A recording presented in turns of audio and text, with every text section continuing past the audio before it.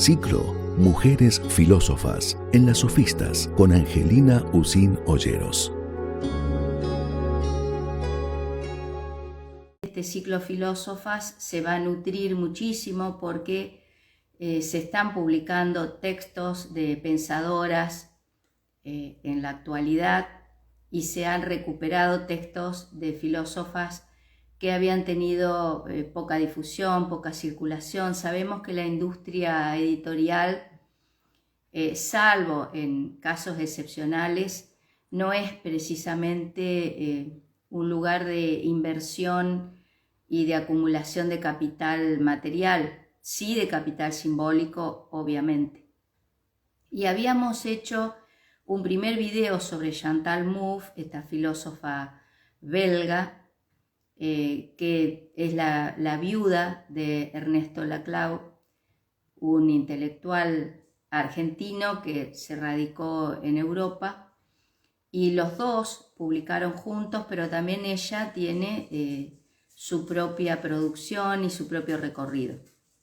Este libro, Pasiones, el poder de los afectos en política, hacia una revolución democrática y verde, es el que habíamos comenzado a comentar y también hicimos una presentación general de ella.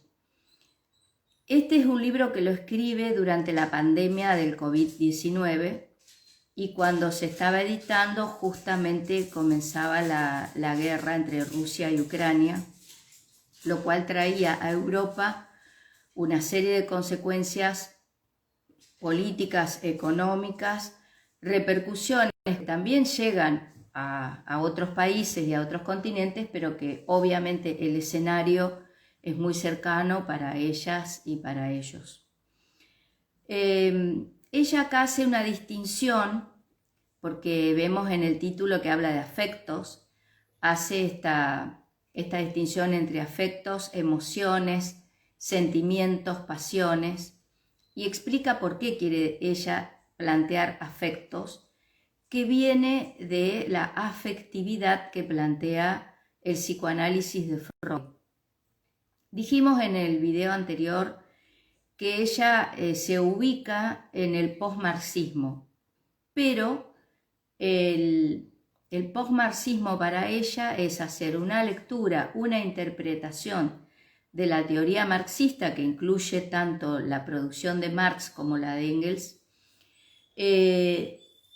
no diciendo que eso fracasó y que hay que olvidarlo o hay que dejarlo de lado, sino que el posmarxismo es una relectura, una retraducción, una reinterpretación de esa teoría, porque obviamente son teorías planteadas en el siglo XIX, estamos en el siglo XXI y los modos de producción han cambiado las relaciones intersubjetivas, el panorama geopolítico no solo a nivel mundial, sino local también se ha modificado. Y hoy el capitalismo no solamente es un modo de producción de cuestiones materiales o de intercambios, sino que es un modo de producción de subjetividades.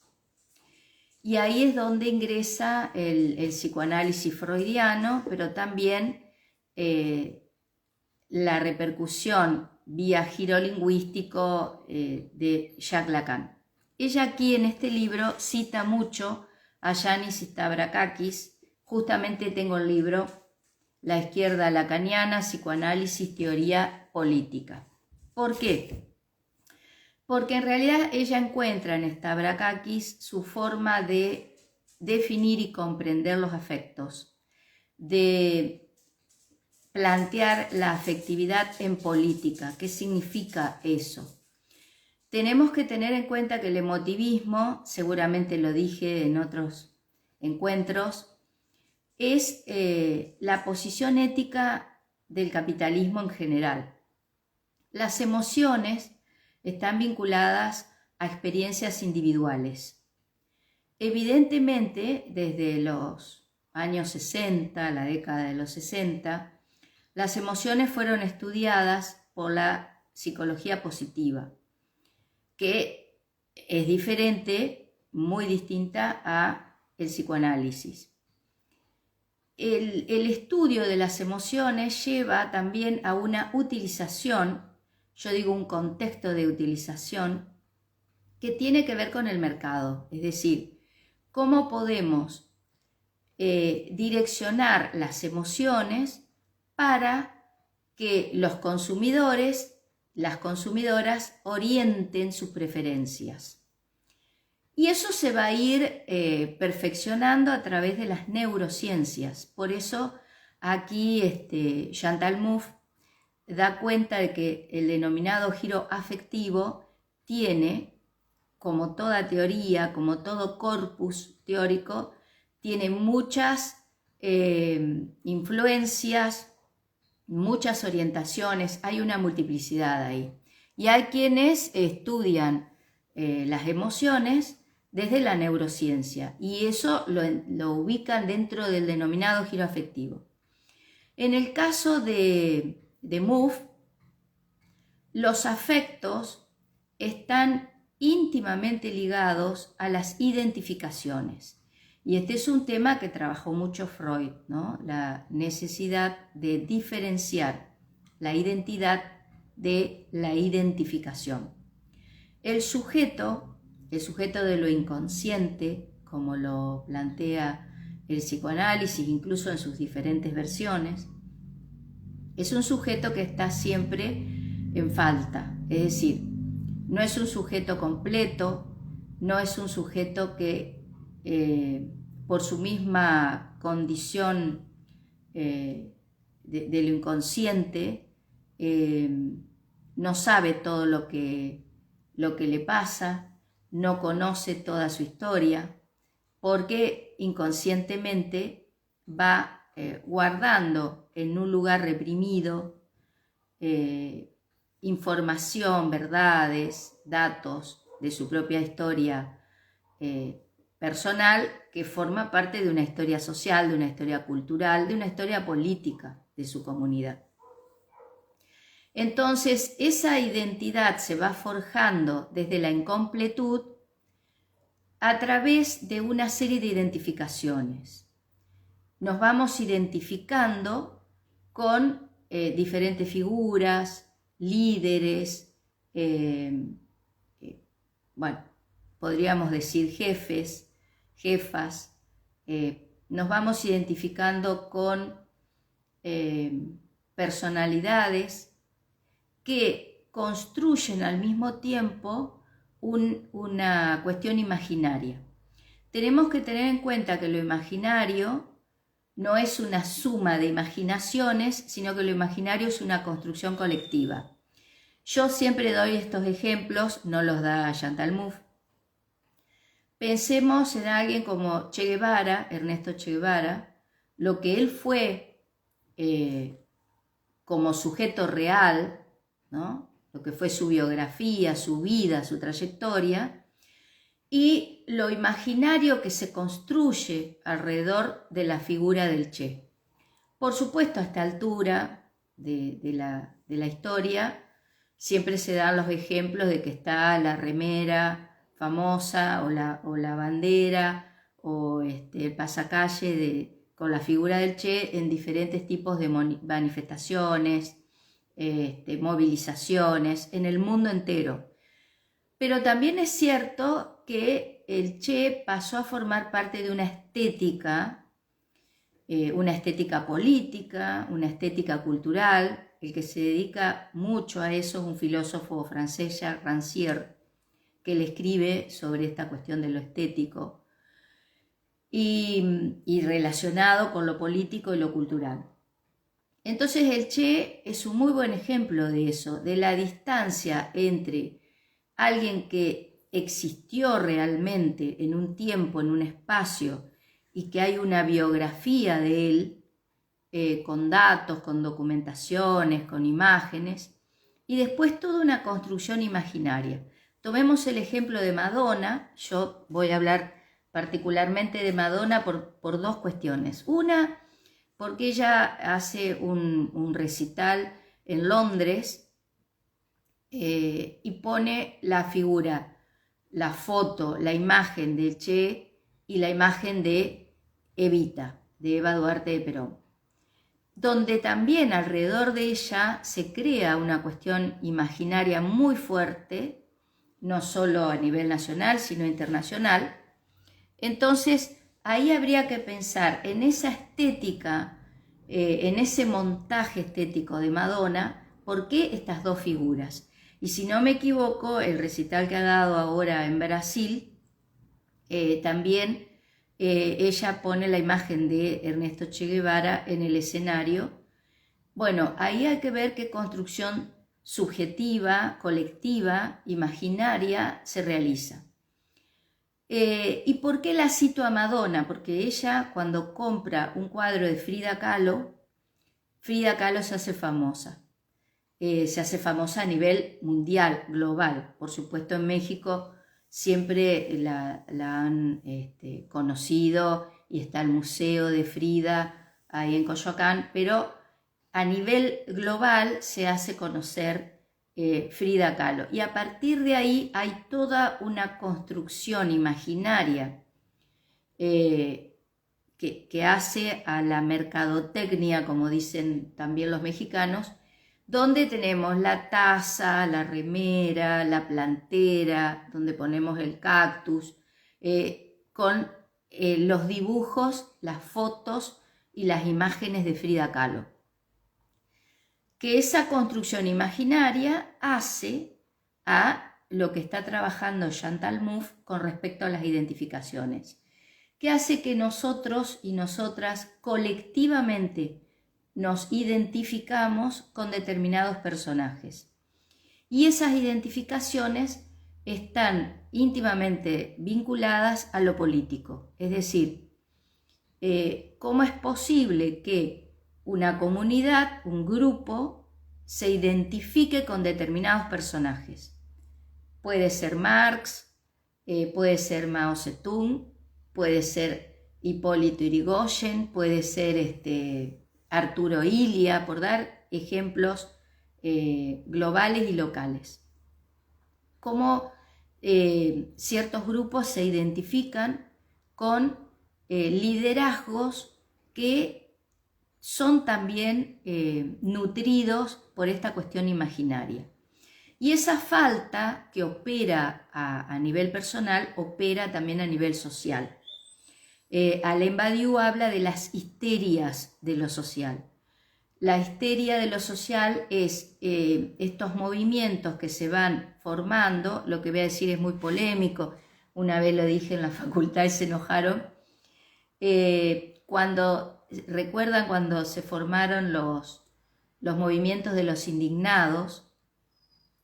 Y entonces Badiou decía en ese momento que la política y lo político, es decir, la teoría y la acción política, deben ir juntas.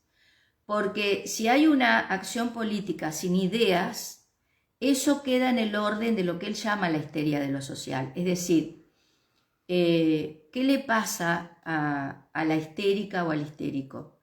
Hay un vacío que debe llenar. Y ese vacío se hace síntoma en la queja histérica.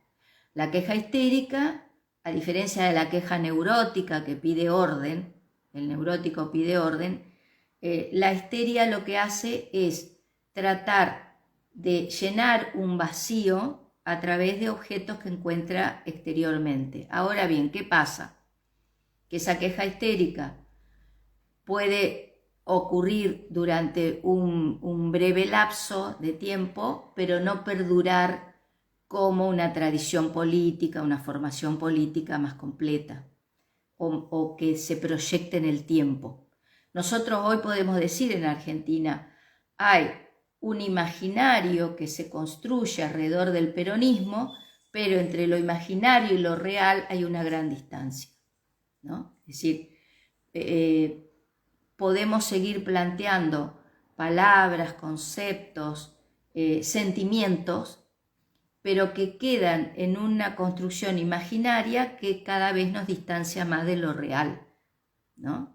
Eso lo podemos ver incluso con el espíritu revolucionario de ciertos personajes políticos de la historia que ya no son más revolucionarios porque forman parte de una propuesta del mercado. Es decir, así como nosotros compramos cosas, compramos objetos, también compramos imágenes, compramos discursos, compramos una moda cultural.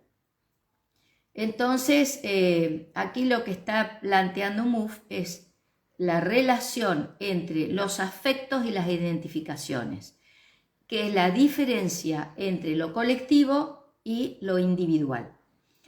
Nosotros ya hemos dicho aquí, nosotras, que hay una diferencia entre el concepto liberal de libertad y el concepto liberal del espíritu o del planteo democrático.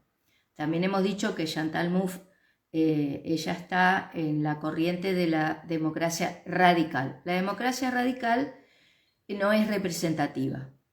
En la democracia radical, las ciudadanas, los ciudadanos, estamos implicados directamente en los reclamos, en las protestas, en autocomprendernos, no en autopercibirnos, en autocomprendernos como sujetos de derecho, como sujetos éticos. Es decir, que aquí la democracia radical plantea una participación fundamental de ciudadanas y ciudadanos, pero además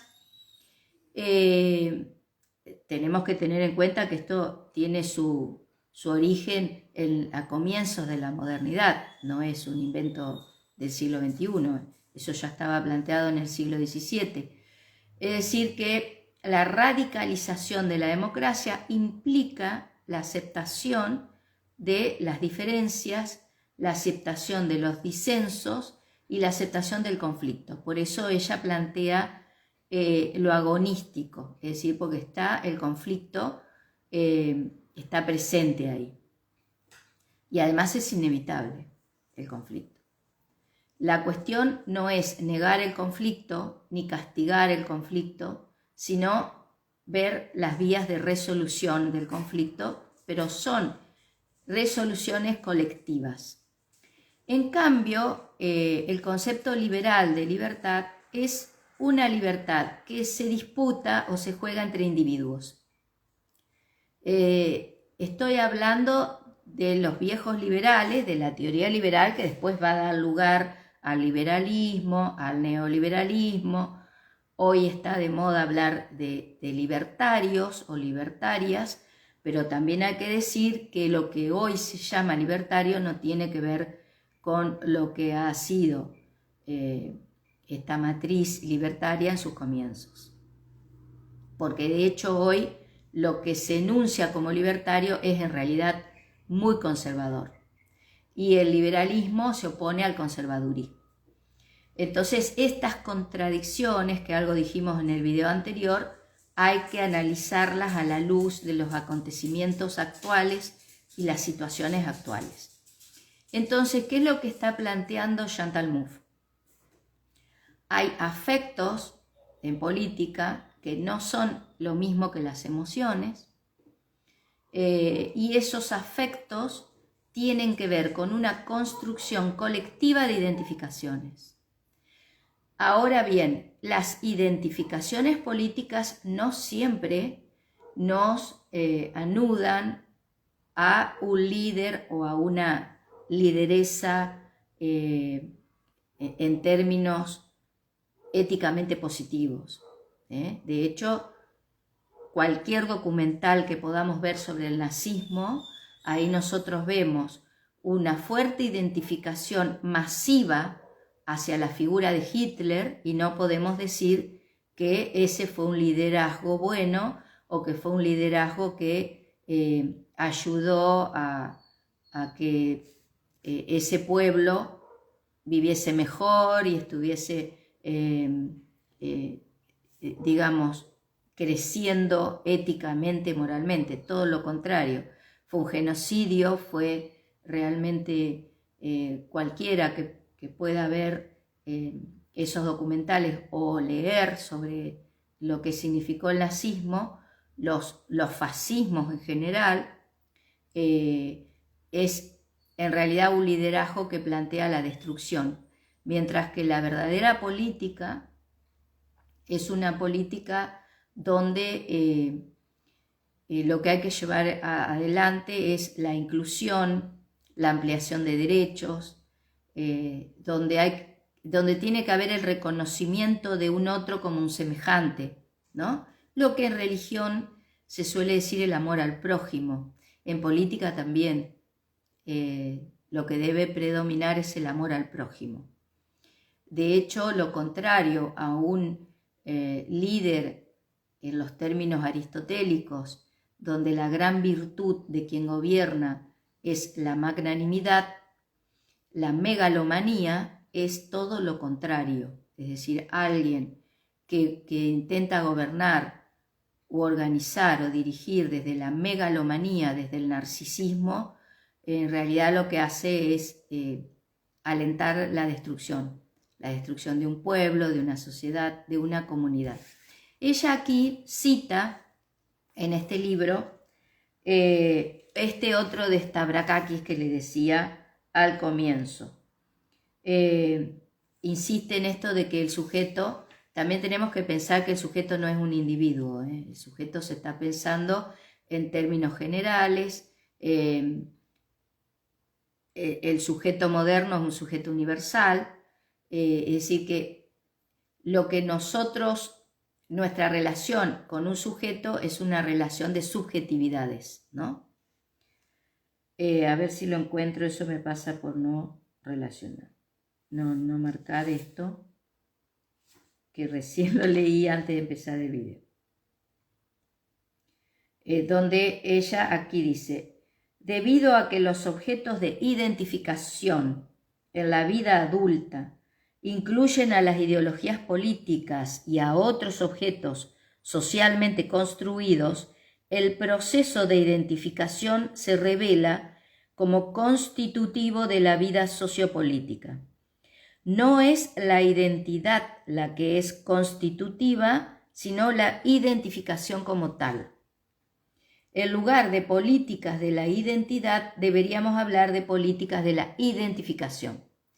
Este es un concepto clave que ella toma textualmente de Stavrakakis, es decir, lo que opera en el universo político, en el mundo político-cultural, son las identificaciones.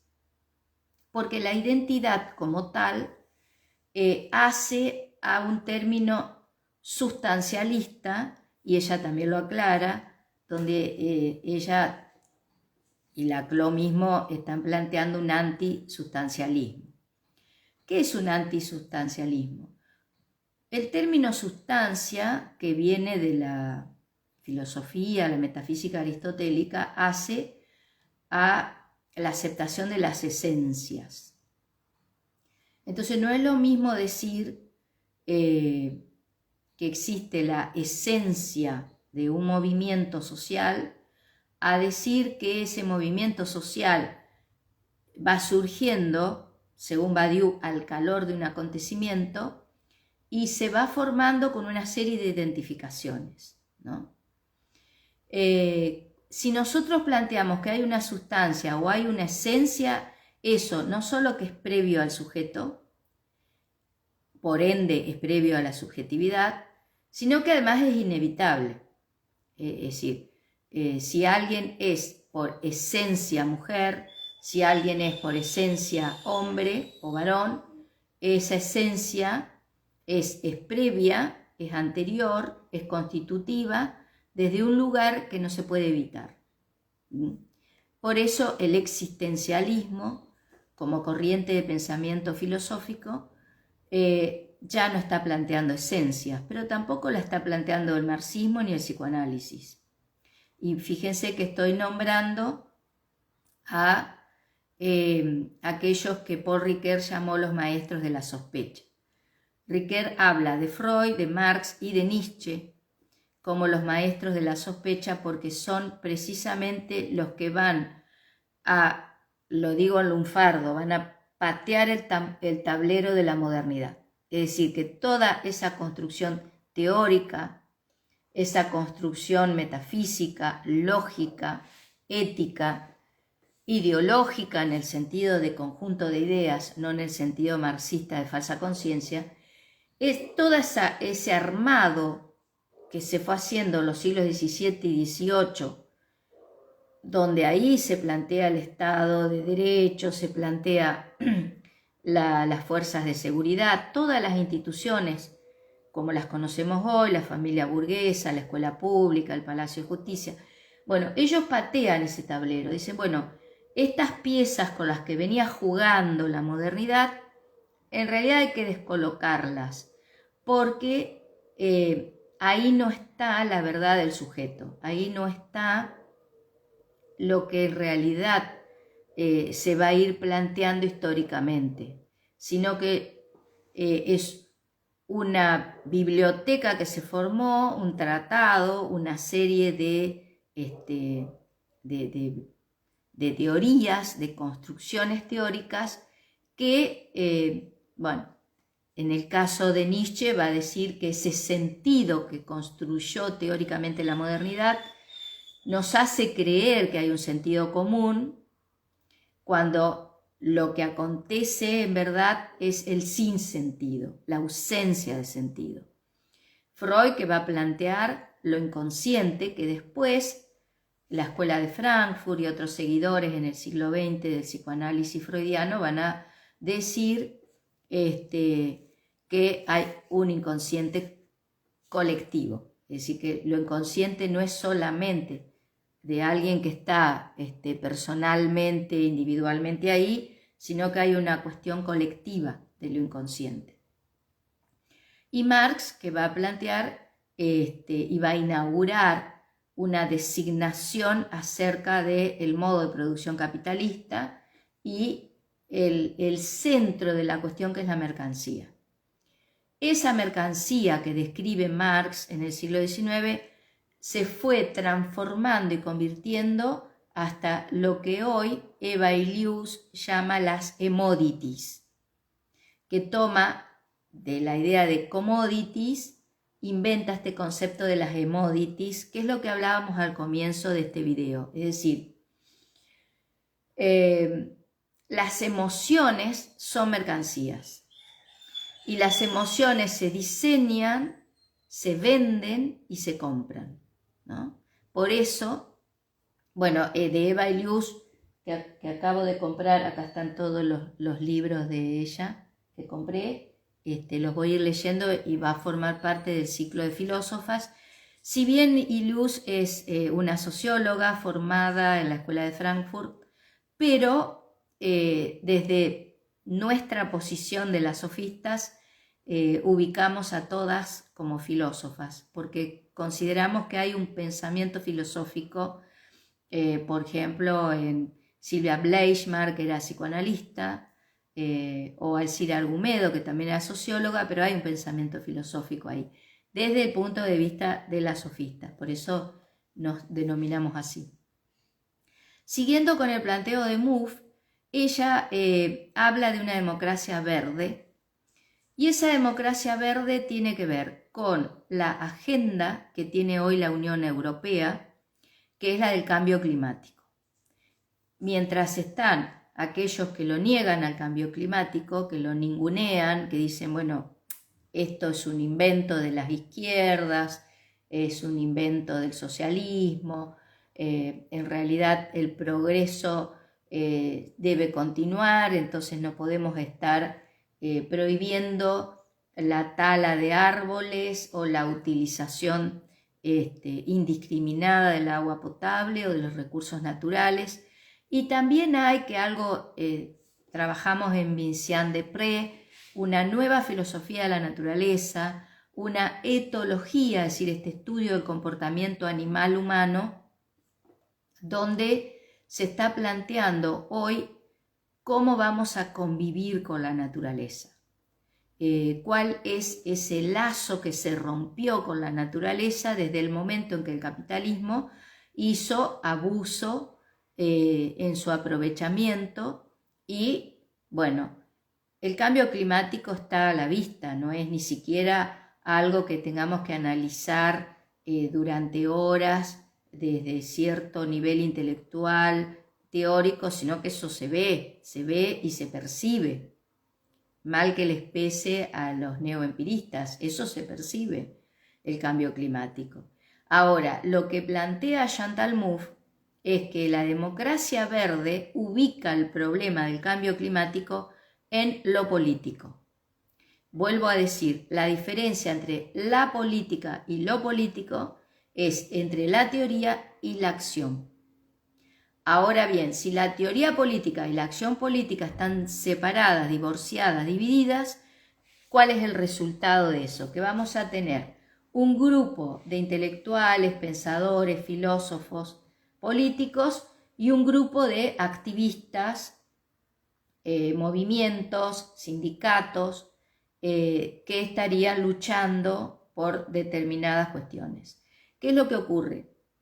Que cuando eso se da de esa manera, digamos, donde se separa la política de lo político, no tiene un efecto real. Es decir, están separados, ¿no? Es decir, es como cuando alguien va a luchar por el derecho que se le negó, por el derecho que perdió, por los derechos que se le limitan, pero lo hace sin pensamiento, sin ideas, sin reflexión. Que también es el riesgo de las políticas neoliberales.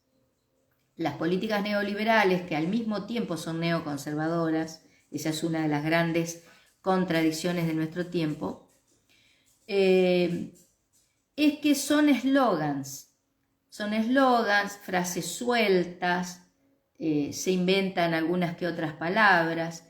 Es cuando el político en realidad lo que hace en un escenario es un stand-up. Y esto, quiero decirlo, lo leí hace 34 años en Jean Baudrillard.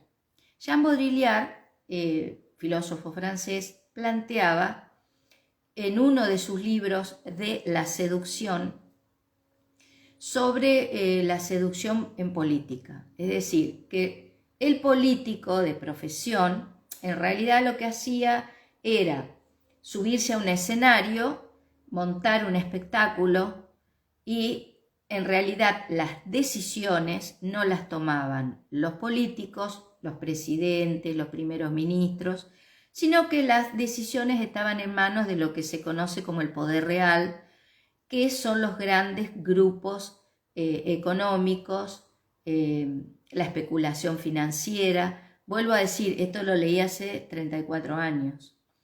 Entonces, hay actores, como en el teatro de la política, esta figura del teatro se ha trabajado mucho, sobre todo en filósofos franceses, ¿no?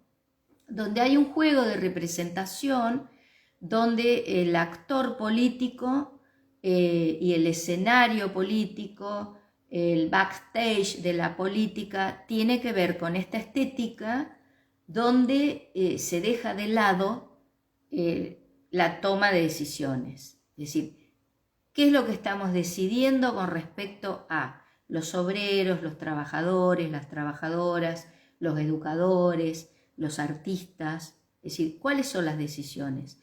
¿Cuál es el marco legal que va a promover este movimiento político, este partido político, este sector de la política? Pero no nos olvidemos que Guy Debord, en el año, si no me equivoco, 1967, escribe sobre esta cultura del espectáculo.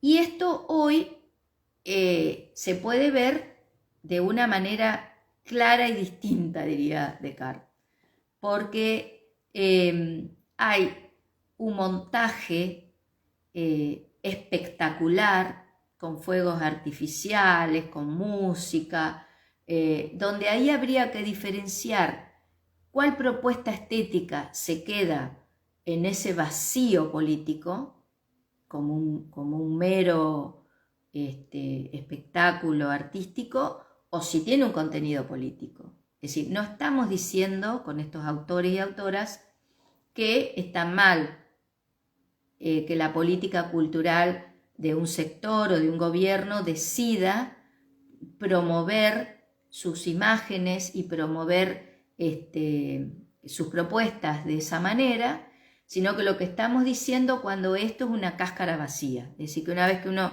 rompió ese huevo que origina este tipo de espectáculos, no hay nada dentro, es algo vacío. Vacío en el sentido político, es decir, cuando la economía se sitúa por encima de lo político, entonces lo político va perdiendo densidad, va perdiendo consistencia. Y cuando decimos lo político estamos diciendo, a ver, ¿cómo decidimos en un lugar determinado, ya sea una institución, una región, un país, cómo decidimos la distribución de la riqueza? ¿Cómo decidimos las políticas ambientales, educativas, las políticas culturales? ¿Cómo las decidimos? ¿Desde dónde? ¿Desde qué perspectiva política? Ahora, si eso se define solamente en términos económicos, ecuaciones económicas, ahí vamos a ver que la justicia no es directamente proporcional con las decisiones que se toman. Es decir, que más bien esa balanza va a quedar absolutamente desequilibrada entre sectores de un gran poder económico y sectores desposeídos, empobrecidos. Yo prefiero hablar de sectores empobrecidos de la población y no de los pobres, porque los pobres remiten a una idea sustancialista, como si la pobreza fuese una esencia, fuese algo que está y que es irremediable, cuando en realidad los sectores empobrecidos son el producto de determinadas decisiones de política económica.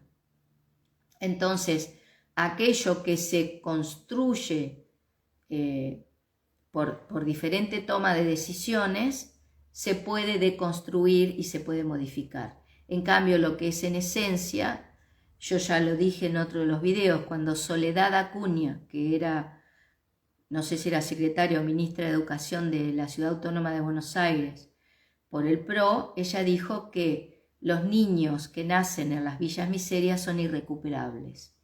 Eso significa decir que la pobreza es algo irrecuperable, es algo que no tiene solución, no tiene salida. Es decir, que la solución y la salida es cada vez más acotada a un porcentaje muy pequeño de la población. Y tengamos en cuenta que la diferencia entre el concepto de pueblo y población es entre la política y la economía. Porque la economía como ciencia crea el concepto de población, un concepto que en la sociedad feudal no estaba. En la sociedad feudal no había poblaciones. Entonces esa población debe ser cuantificada en diferentes tablas económicas, donde, bueno, de ahí surge el censo. ¿Por qué hay que censar la población? Porque yo tengo que saber en esta población cuáles son, digamos, poder clasificarla en términos etarios, en términos económicos, en términos educativos. ¿Qué nos preguntan cuando hace un censo? Bueno, sexo, edad, ingresos, profesión, nivel educativo, hasta dónde llegó su nivel educativo.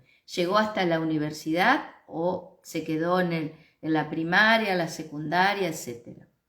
Bueno, aquí lo que está planteando Chantal Mouffe es la diferencia entre una política ambiental, una política que se dé a través de esa democracia verde, a diferencia de movimientos ecologistas que están pensados en términos económicos.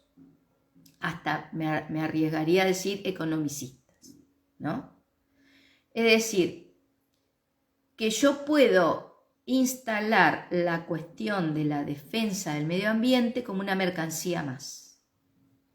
Es decir, instalo esto para venderlo mejor.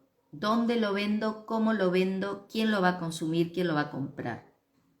Entonces lo que ocurre ahí es que hay un mercado verde y hay una política verde.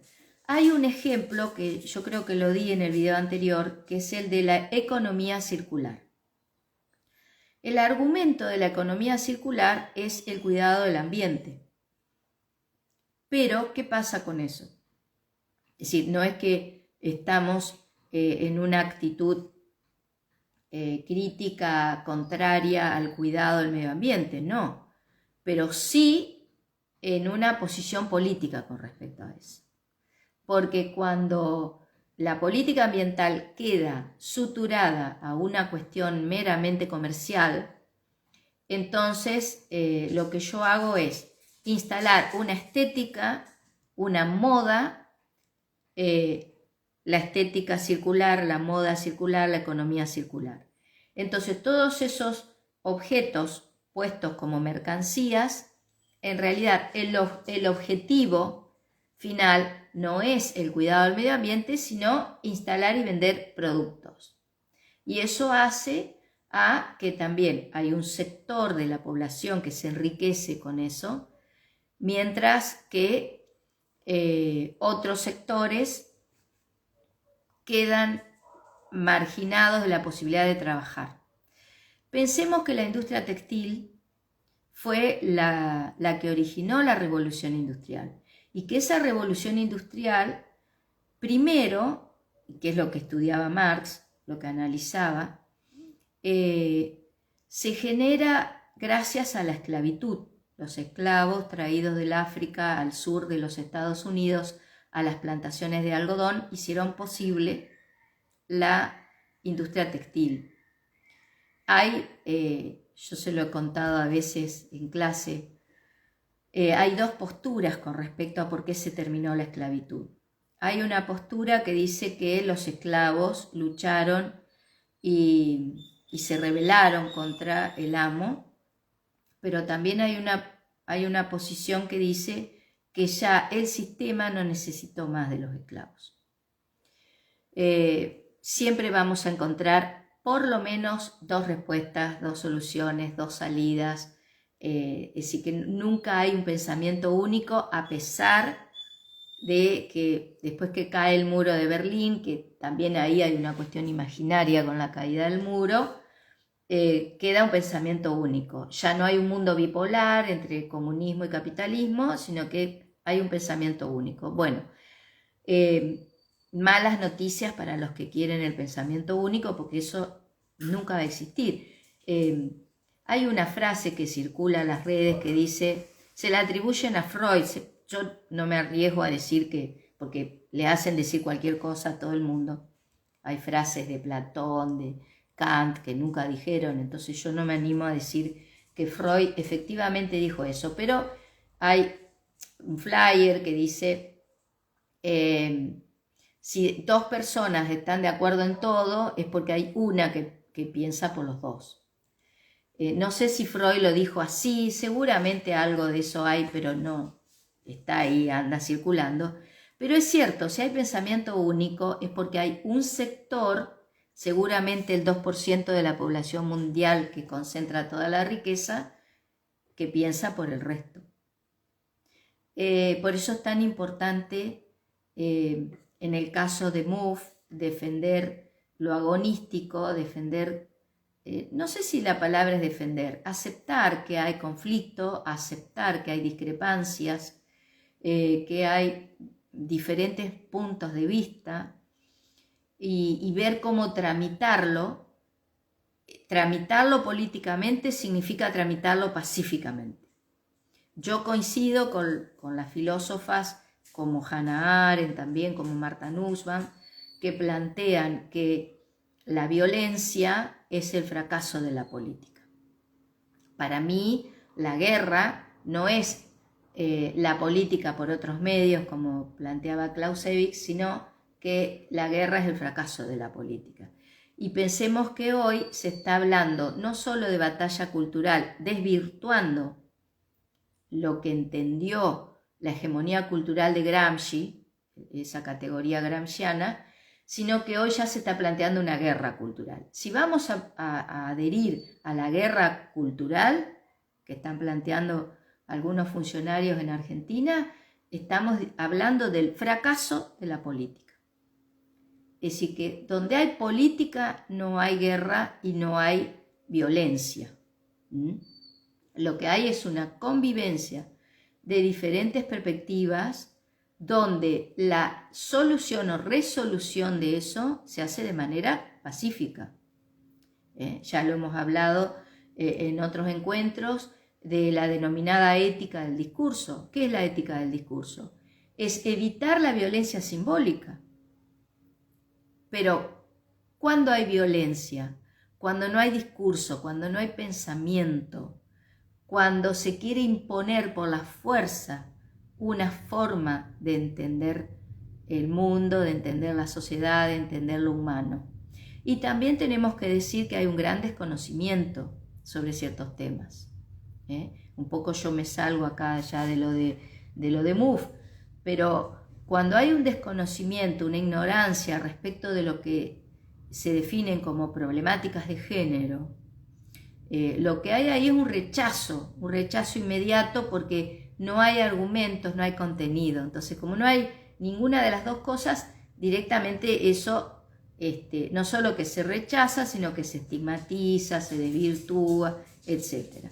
Bueno, volviendo a la propuesta de MUF, entonces, en lo que ella considera una democracia verde, ella lo que está diciendo es que tenemos que volver al planteo político, es decir, no quedarnos en una moda donde se ubican como mercancías estas cuestiones de decir, bueno, hacemos un local de moda circular porque estamos salvando el medio ambiente. En Nueva York hace poco hubo una protesta donde la gente tiraba ropa a la calle y se formaban montañas de ropa, tal vez lo han visto en videos de Instagram, como una forma de protesta contra cómo se perjudica al medio ambiente cuando se sigue fabricando ropa, ¿no?